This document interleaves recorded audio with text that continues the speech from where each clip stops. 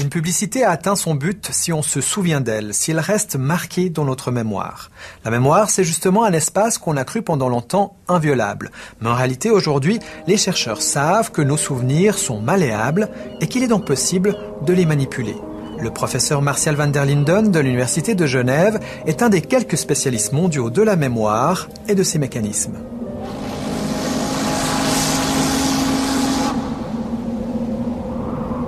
Ce que j'ai en mémoire, est-ce que c'est quelque chose que j'ai imaginé ou est-ce que c'est quelque chose que j'ai réellement vécu ? Le professeur Van der Linden a mis au point une expérience qui prouve combien il est facile de confondre la réalité avec l'imaginaire. On projette à des spécimens plusieurs mots de la même famille, par exemple des vocables associés à l'idée de montagne, mais sans jamais leur montrer le mot montagne. On leur demande ensuite s'ils se souviennent des mots qu'on leur a présentés, et cette fois-ci, on y inclut le mot montagne. Au final, la plupart des spécimens se disent certains d'avoir vu ce mot.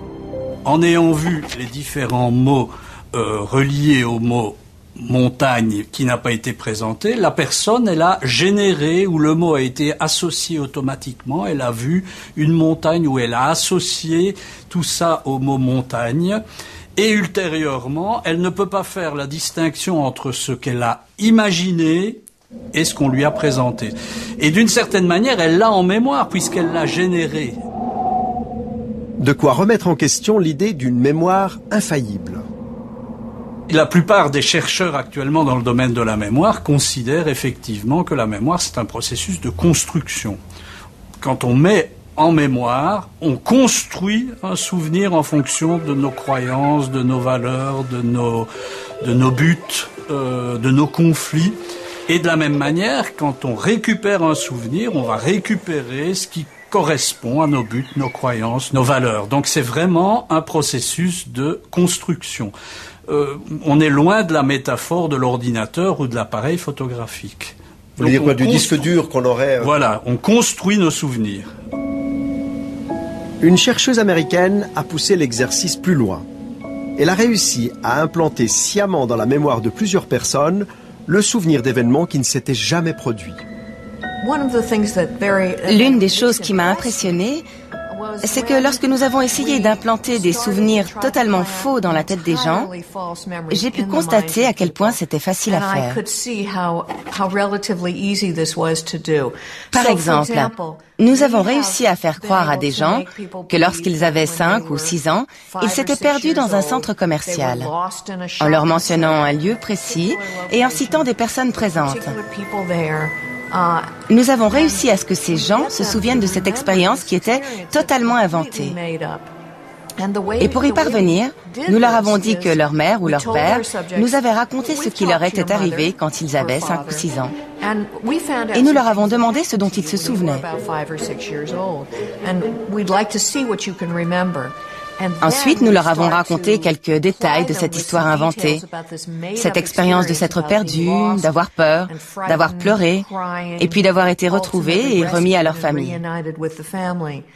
Quand nous avons fait ça pour la première fois dans les années 90, une personne sur 4 a cru à notre histoire et s'est mise à se souvenir partiellement ou totalement de cet événement inventé. Dans une autre expérience, des chercheurs ont emprunté une photo tirée de l'album familial de plusieurs spécimens. À partir de cette image et grâce à un montage, ils ont créé de toutes pièces une photo représentant un tour en montgolfière. Quelques jours après, les scientifiques ont demandé aux spécimens de se replonger dans leur enfance et de commenter leur album. En voyant la photo truquée, une bonne partie d'entre eux se sont souvenus de leur voyage en montgolfière alors que celui-ci n'avait jamais eu lieu. Et plus étonnant encore, ils l'ont raconté avec de nombreux détails. Nous avons donné un nom à ce phénomène. C'est une inflation de l'imagination. Parce que notre recherche a démontré qu'en incitant par exemple des gens à imaginer qu'ils étaient tombés quand ils étaient petits et avaient cassé une vitre avec leurs mains, on les amène à être plus confiants et à croire plus tard que cet événement est réellement arrivé. C'est donc à ça que peut aboutir l'imagination. Et lorsqu'on demande plus tard à ces gens s'ils ont cassé une fenêtre, ça résonne en eux comme quelque chose de familier. Ils croient que c'est vraiment arrivé. Mais cette familiarité est due au fait qu'on leur a fait imaginer cet événement en les aidant à construire ce processus imaginaire. Nous avons essayé, nous aussi, d'implanter un faux souvenir dans la tête de quelques spécimens avec lesquels nous avions tourné une séquence dans un cinéma.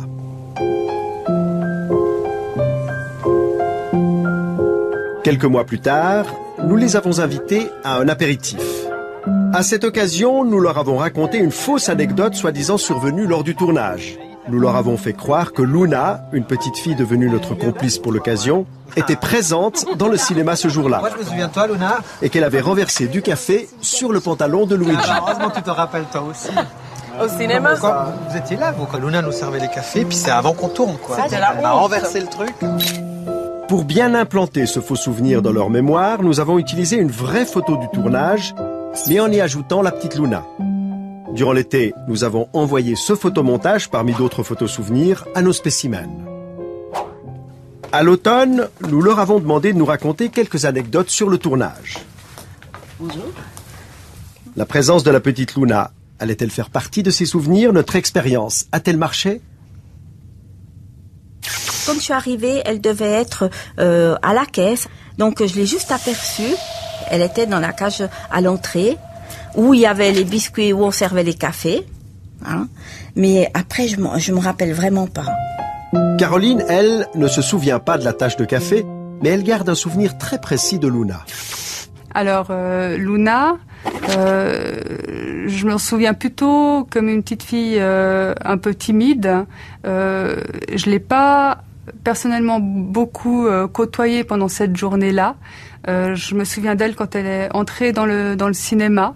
Et je me souviens d'elle parce qu'elle voulait se rendre utile en aidant à distribuer les cafés. Donc elle a été rejoindre Chloé dans la petite cuisine et à la cafetière. Et par la suite, je l'ai personnellement pas beaucoup vue, mais je me souviens d'un moment en fait où elle était un peu recroquevillée vers Chloé, un peu.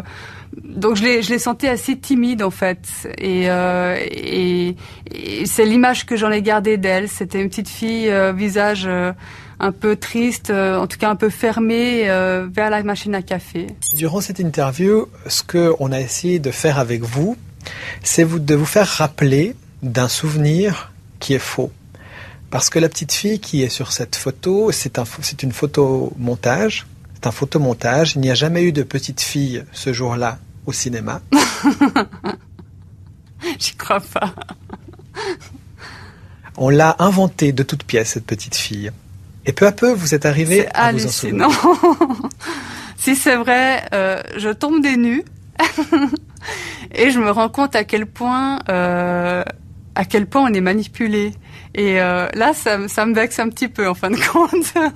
Si c'est vraiment vrai, je sais plus trop où est la vérité de la fiction.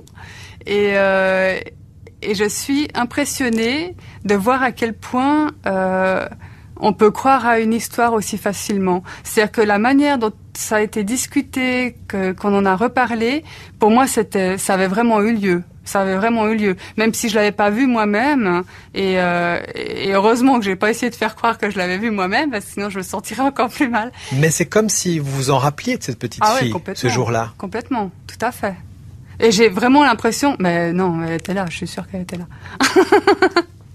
Parce que je la revois vraiment vers la machine à café, donc j'ai vraiment cette image extrêmement présente à l'esprit. Donc j'ai de la peine à imaginer qu'elle puisse ne pas avoir été là ce jour-là. Pour vous, elle était là? Pour moi, elle était là. Comme Caroline, personne n'est à l'abri d'un faux souvenir. Et votre mémoire en est certainement pleine. Vous pouvez donc vous demander comment faire pour distinguer un souvenir réellement vécu d'un souvenir inventé.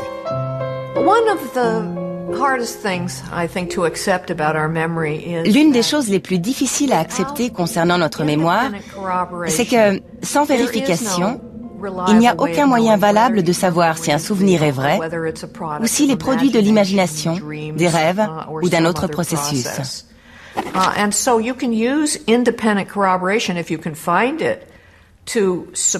Alors si on trouve un événement objectif qui prouve que le souvenir est faux, par exemple une impossibilité sur le plan géographique, biologique ou psychologique,